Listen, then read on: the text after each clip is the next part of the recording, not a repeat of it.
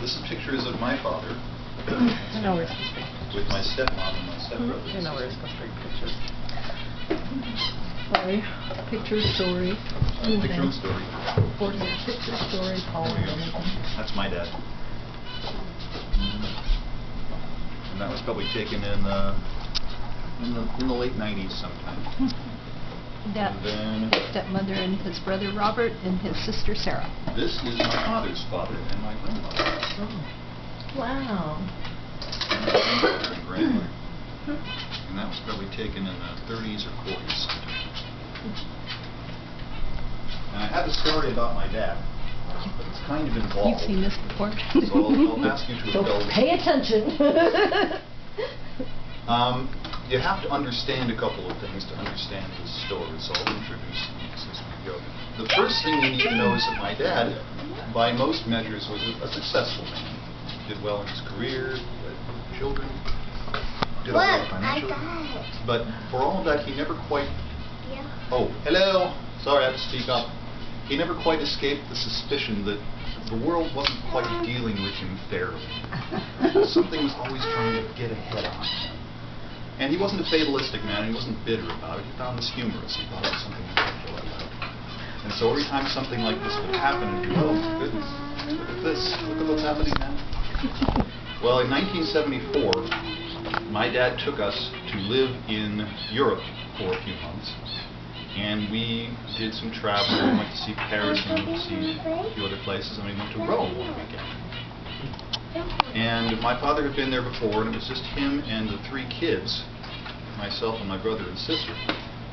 And he was showing us around. We went to this place, and we went to that place, and we went to the other place. And one day we were going to go to the Vatican.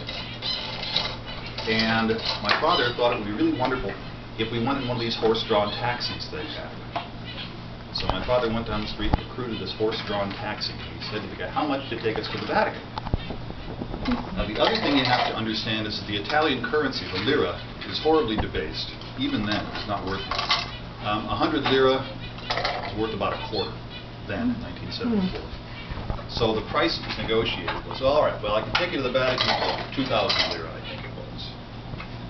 Dad said, all right. And the man said, well, but for 3,000 lira, I can give you the nice tour, and I can show you around, you know, the Trevi Fountain and all these other things. And, well, what was my father going to do? He's with his three children, he doesn't want to look like a schmo, so he said, fine, here, 3,000 lira. So we got in the horse taxi, we rode all around Rome, and we saw this, we saw that. Eventually we arrived at the Vatican, which has been a big interest of mine for a long time, even then I was 13. And we got out of the taxi, and we were there in the big piazza in front of the Vatican, in front of the Basilica, and we're getting ready to charge up there. And my father is getting out of the taxi, and we hear the taxi driver say, wait, wait, wait! And he calls my father back.